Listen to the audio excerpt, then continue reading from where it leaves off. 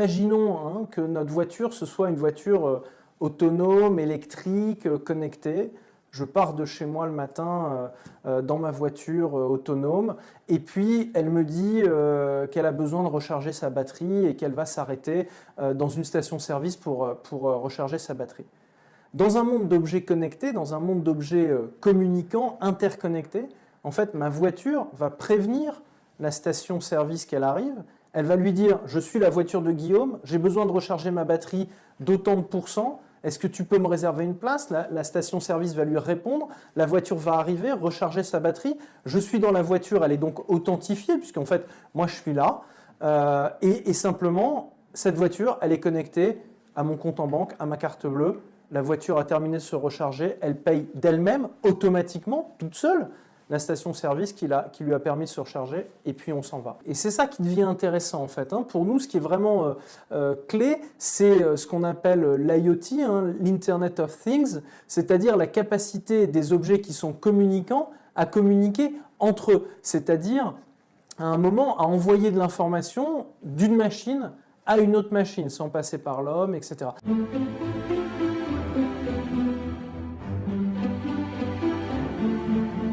On en est au début en termes de déploiement, c'est-à-dire qu'aujourd'hui, on considère qu'il y a plusieurs millions d'objets connectés partout. Hein, ça va bien entendu du smartphone à la montre, etc. Donc des objets connectés, il y en a déjà aujourd'hui beaucoup.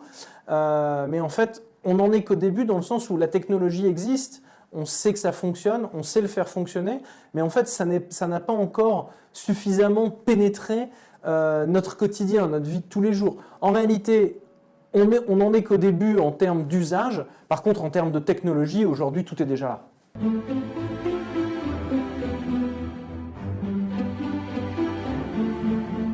Toutes ces informations, mon numéro de carte bancaire, le numéro de série de ma voiture, ma station-service préférée, qui ont des degrés de valeur différents, et bien finalement, toutes ces informations, elles vont circuler dans ce réseau, elles vont passer d'un objet connecté à un autre. Et là, il y a deux problématiques. La première problématique est celle qu'on a évoquée à l'instant, qui est si quelqu'un hack, si quelqu'un attaque, si quelqu'un récupère ces informations auprès de ces objets connectés, auprès de ce réseau, là, effectivement, il peut y avoir un problème pour moi en tant que particulier ou pour une entreprise.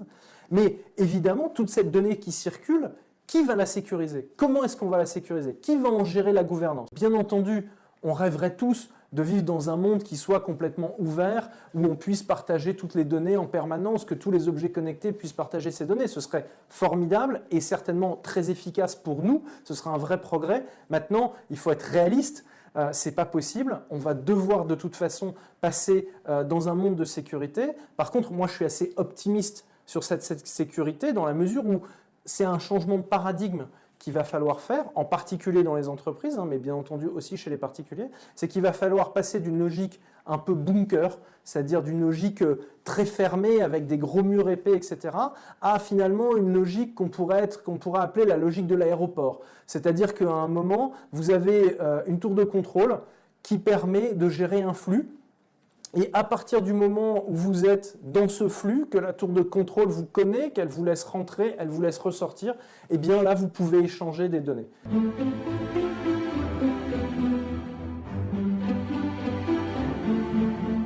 La résilience, on peut la trouver dans cette volonté d'être plutôt dans une démarche d'ouverture, dans une logique de partage et non pas dans une logique de fermeture. Maintenant, il faut se poser d'autres questions sur cette résilience. C'est la résilience, la nôtre en tant qu'être humain face à l'arrivée de ces objets connectés.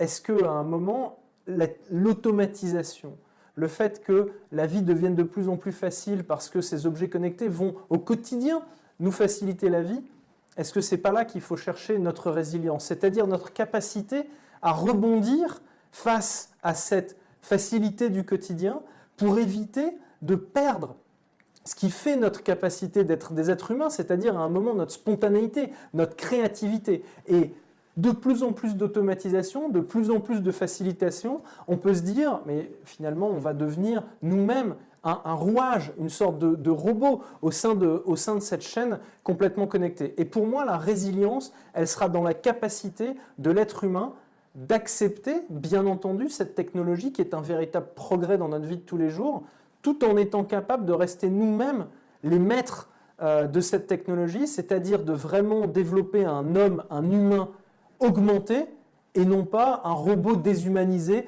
dans une chaîne complètement connectée.